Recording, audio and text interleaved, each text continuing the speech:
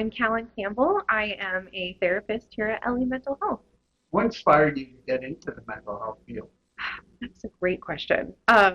So originally, I was doing social work as a case manager in a wraparound program. I was helping a lot of youth, um, and then COVID hit, and I was out of work for a little bit. Decided to do the stay-at-home mom thing, and got really bored.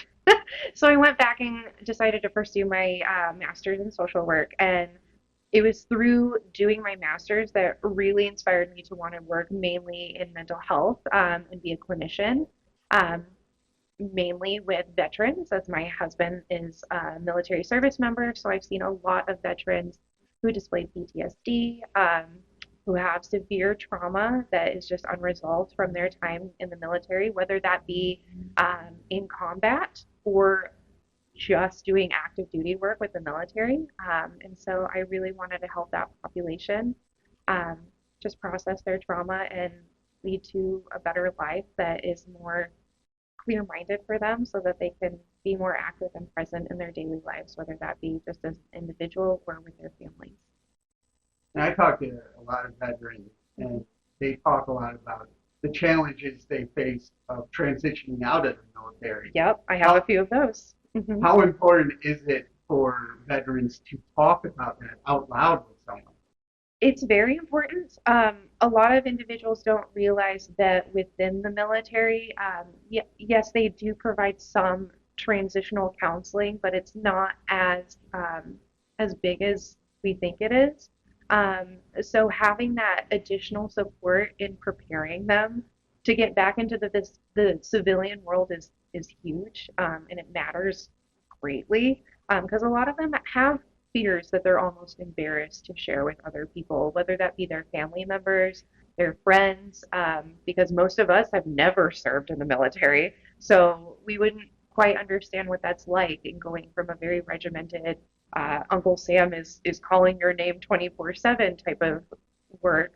Um, we don't live that lifestyle. For them to be able to come to somebody and talk about their experiences, whether that be processing the negative of their service of their time in the service or the positives, it can be extremely beneficial for them. So, yeah. When you're talking to veterans and your husband's a veteran, do you feel some sort of relatability when you talk to them? Absolutely, absolutely. In fact, that's actually something I have to check myself on quite a bit just to be completely neutral and remind myself, nope, they are not like your husband. Your husband is completely different.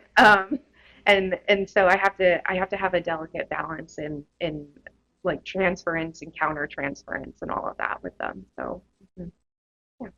What do you do to help your own mental health? Oh, that's a that's I love that question actually. Everyone defines self-care, or a lot of times we define self-care as kind of like those spa days and bubble baths and things like that. No, that's absolutely not what it is for me. Um, I get up at 4 in the morning every single morning, and I go to my CrossFit gym and I do my CrossFit. I participate in Olympic weightlifting. Outside of here, I actually am certified to teach USA weightlifting if I so chose. I just don't have the additional time right now to do it. But that's actually something that I'm extremely passionate outside of mental health. And fun fact, weightlifting and trauma, teaching trauma or individuals who have experienced trauma, weightlifting is actually a great intervention. It definitely helped me personally, but a lot of people who experience trauma and go into Olympic weightlifting, there's almost a level of control that they get with weightlifting and taking back their life and taking back what has happened to them. Um, it's a really neat thing to see. So whenever I have taught people weightlifting, I use a trauma informed approach with them. So, mhm. And people sometimes think, working on mental health, you just work on one side, but physical has an important part. Oh yeah, absolutely, absolutely. So I mean, for me, yes, working out. There's not really a physique thing to it for me. It's all for my mental health because I'm exerting so much energy and I'm releasing those feel good endorphins, and at the end of my workout, I'm leaving literally everything that I gained from sessions like the day before out on that mat, and I'm able to like leave clear headed and come to work and be able to help my next patient. So, yeah. What would you say to anyone going through a tough time? Oh, anyone going through a tough time, there's a light at the end of the tunnel. I know that sounds kind of cliche, um, but there's always a light. It's just kind of taking those extra steps in order to see it. Um, we can be surrounded by darkness for so long that sometimes it just takes an extra person or an extra pair of hands to help open up those eyelids and see that there's something at the end of it, whether learning learning from the situation or gaining new tools and skills to be resilient in case of another situation coming your way. So yeah, I think there's a light at the end of the tunnel. There's always something to be gained from it.